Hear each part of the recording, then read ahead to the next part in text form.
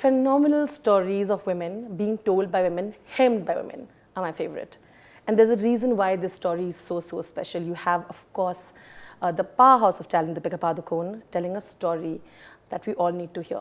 Deepika, have I sort of summed it up right? Because this really excites me. You know how I am about these stories. Yes, I think the fact that it is a powerful story, there's no denying that.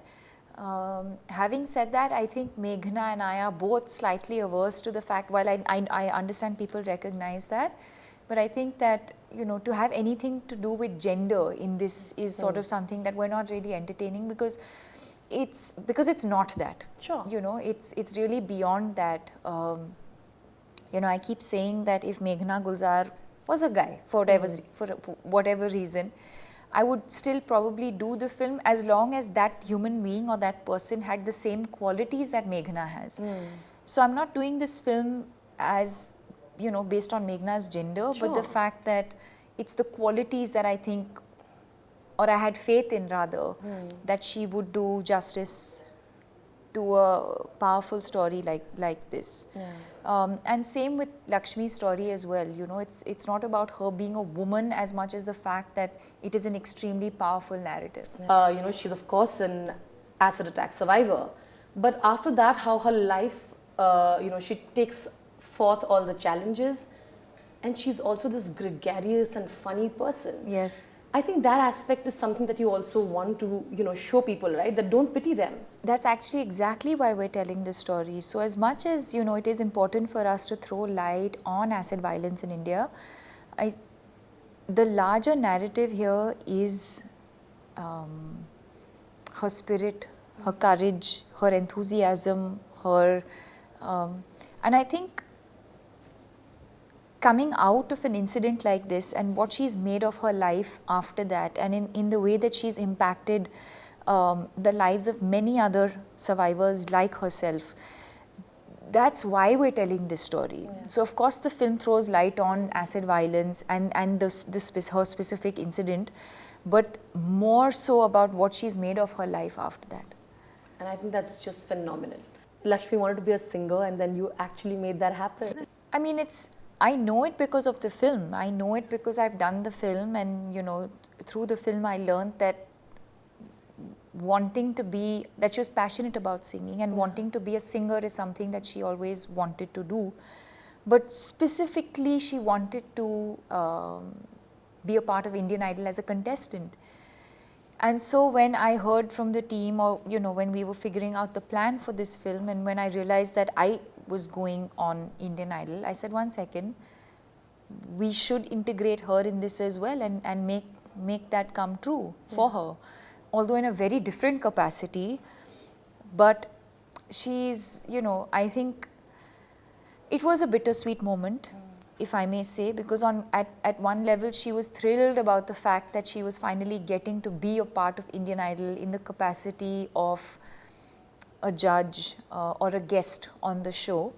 But I think at the same time it's something she didn't pursue, and you know, something that she feels like she missed out on. The kind of strength you've shown at various occasions, whether it's battling with depression, whether it is taking a stand on pay parity, and recently, of course, how you totally sort of responded to someone when someone asked you about whether your husband has produced. I thought the reply was bang on. Look, I think it's important to understand why he was asking that question, and, you know, you can tell that it's being done to sensationalize, to find a headline, to get something beyond what we were already talking about.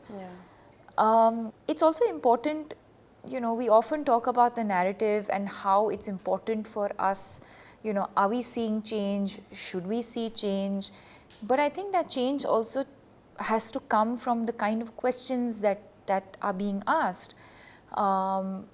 You know, I was on an interview yesterday, and I was asked, you know, how has life changed post-marriage, and how has, not so much about the marriage as much as it was about, you know, actresses, the career of an actress, you know, after marriage and this and that.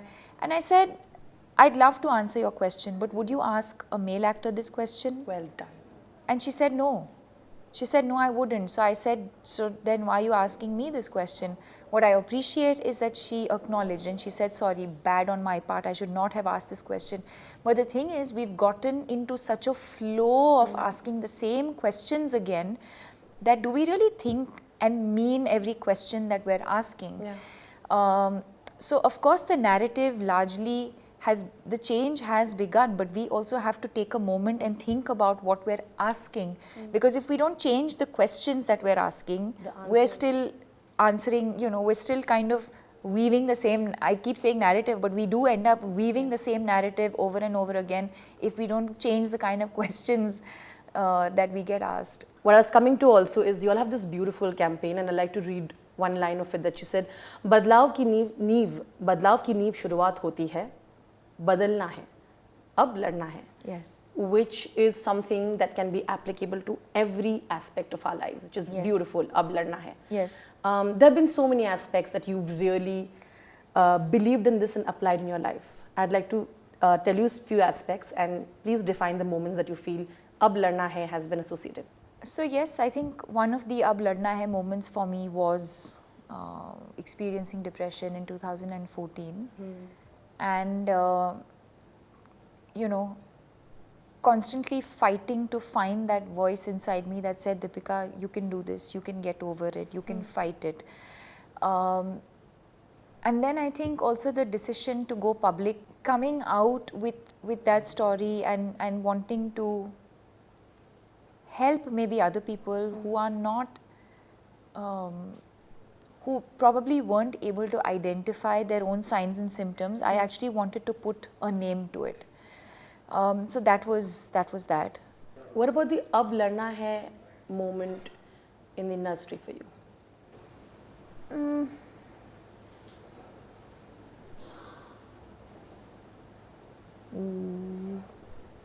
Again, I think that's something that I've done more through action. I'm not someone who necessarily has to be, has to scream from the rooftops about certain things that I feel about very, very strongly, but I will follow through in action. So I think whether it is pay parity, whether it's my choice of scripts, I think all of those things I've done through action. So yes, in a way, silently, Ab Ladna Hai. What would be a Ab Ladna Hai moment in childhood? Like as a little girl, we always have dreams, and sometimes, is there something that you felt that start off there? Is there a moment like that?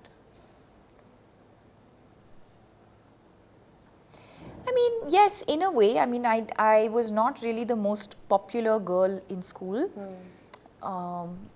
I cannot run away or shy away from the way I look, and this is the way I am. But there was always this, oh, she's so tall, or oh, like, who does she think of herself, or oh, she's Prakash Padukone's daughter, or I always got attention for the way I looked, which is something that I came to terms with when I was in school. That's just the way it's been,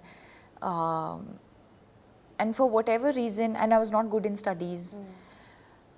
I was always, I was not very popular, especially with the studious lot, ki isse dur rehna. And I remember thinking to myself, like, and it did bother me in school. I didn't have very many friends. I had a few, close friends who I'm still very, very close to. But beyond that, there was always, like, I would always sense the snigger here, the snigger there, the comment here, oh, she's this, or oh, she's that, and, And I remember thinking to myself that, you know what, one day, hopefully, I'll become something of myself. And I'm proud of that today. I'm proud of who I am today. I'm proud of what I've achieved today. And, in a lot of ways, it's changed today. A lot of, of these girls who didn't want to associate themselves with me when I was in school, will randomly say, oh, she used to be in my school. Oh, she used to be in my class, which is still okay. But oh, we were friends in school. And I'm like, no, 1 second, you were not my friend in school. So now don't conveniently, try and become my friend because you didn't want to be. So yeah, that's an Ab Ladna Hai moment in my way. I think all three of them are I think it was my own way of saying, you know what, Yeah. I'll give it back in my own way. You're doing 83, of course, with Ranveer and Kabir, and it is Roma Dev who played Romi Dev. It is Romi Dev who played like a really essential part in couple's life when they won the 83 along with the team. Then you have Draupadi, which is being done, never done before, through Draupadi's eyes. Now, for me, this is fascinating. We know about Mahabharata, and she's definitely one of the most fascinating characters. And then, of course, you have a film with Dharma, opposite Siddhant, and I mean, they're there with you, Siddhant and Ananya.